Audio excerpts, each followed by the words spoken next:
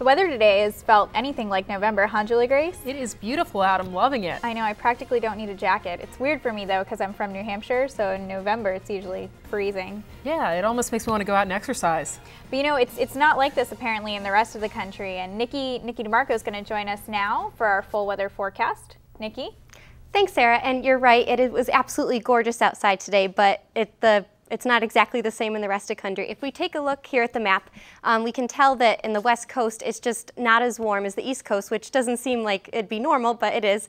We have temperatures anywhere from the 50s to the 40s in places like California and Nevada, but in the East Coast, we're staying really warm in the 60s and 70s.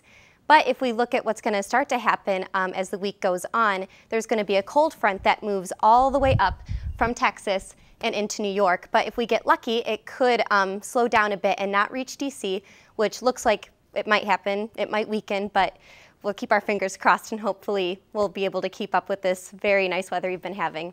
And today in DC, the high was 69 degrees, and we had a 20% chance of precipitation, but we didn't see any of that. The sun, unfortunately, will set very early again tonight before 5 p.m., and that's only going to get earlier and earlier as the winter goes on. And tomorrow, it's going to continue to be as nice. There might be a few showers in the afternoon, but we're still going to see a high of 56. Precipitation 30%, and we'll see if that actually happens.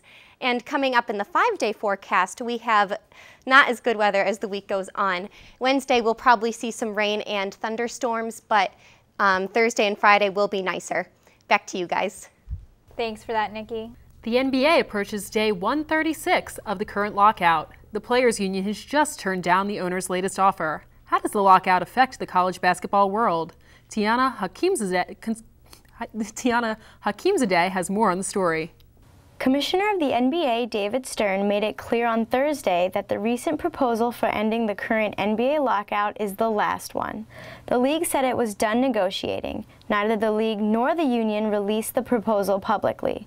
Nevertheless, if the players accept, a 72-game season will start on December 15th. But the question no one is asking is how the NBA lockout is affecting college basketball programs and players across the nation.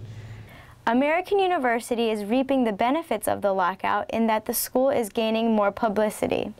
Washington Wizards commentators Steve Buckhantz and Phil Chenier have agreed to do the play-by-play for the 6 AU basketball games that are to be broadcasted on Comcast Sportsnet.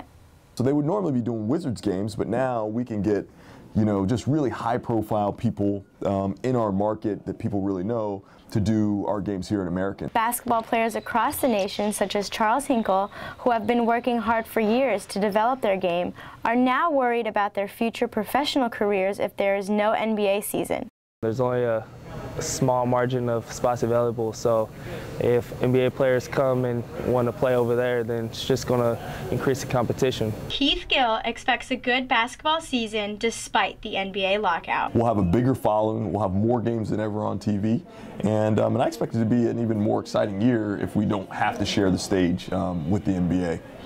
While AU has not only gotten 2 NBA commentators to commentate their games, the next thing the athletic department is focusing on is increasing attendance at the games. In Washington, Tiana Hakimzadeh for District Wire News. The AU men's soccer team took a tough loss to Colgate this weekend in the Patriot League Championships. The defense was the story early in the game, with neither team getting many scoring opportunities. Colgate opened the second half with an early goal. The Eagles had their chances, but they just couldn't convert. Another Colgate goal in the 83rd minute sealed the deal, and the Eagles fell 2-0. The Washington Redskins can't break their losing streak, falling on the road Sunday to the Miami Dolphins. Redskins coach Mike Shanahan surprised fans by benching quarterback John Beck. Instead, Rex Grossman took the starter's job back, but the new lineup couldn't get a win. The final score was Miami 20, Washington 9. Well, that's all for today. Thanks for joining us for District Wire News. I'm Sarah Parnas. And I'm Julie Grace Brufke.